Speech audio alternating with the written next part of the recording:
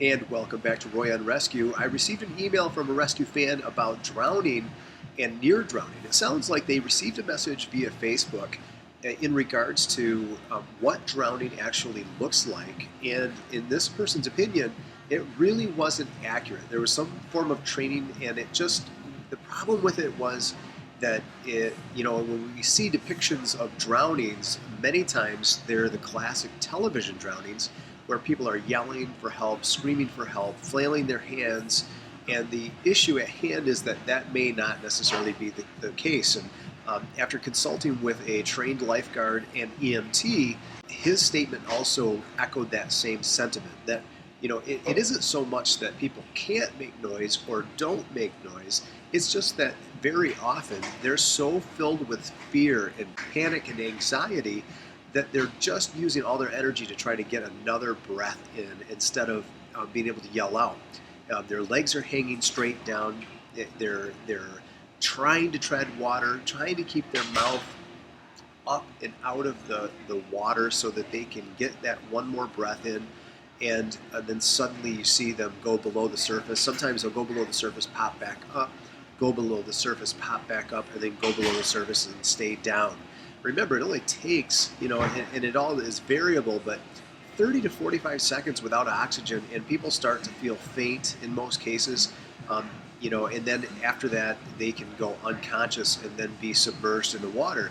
And like this individual said in the email to me, sometimes they can go down underneath the water and people didn't notice it, and the next thing you know, they're gone, and minutes go by without ever knowing that they are underwater and not getting oxygen.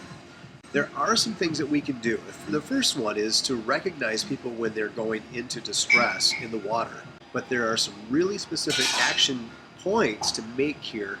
So we're going to go over a few of the things that we can do to try to help someone when they're in trouble in the water.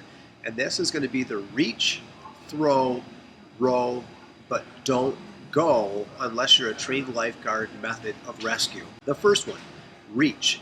We can either reach with a pole, we can reach with a skimmer, we can reach with a rake, we can reach with any extendable pole that we can bring out to the person, and with a lot of really good balance, keeping ourselves away from the side of the pool so as to not get pulled in ourselves. We're going to then pull the victim into safety where they can actually grab the side of the pool or get to shallow waters where they can stand up again. The second one is to throw a flotation device. Now, of course, around pools, to make it legal, these should be certified flotation devices that are appropriate for rescue. But if we don't have that capability, any flotation device in this emergency situation is going to be much better than no flotation device at all. And so throw something that is buoyant, that the individual can grab onto to help them and assist them in staying above water. The third method is the row. Now, when we say row, we don't necessarily mean it always has to be a rowboat or something like that, but it's really standing for going out to the person in a boat. And this could be a motorized boat, it could be a paddle boat, it could be any type of canoe, but there are some really essential safety mechanisms that are related to rowing or going out into a boat to try to help a victim, and that is that in some cases just rowing out to them or motoring out to them is so that we can get closer to them to throw them a flotation device or to help them in some way where we can get a flotation device to them. That would be ideal. If it's actually to go out to try to get them, be sure that we never let them grab the side of the boat where they can try to pull themselves up and capsize the boat.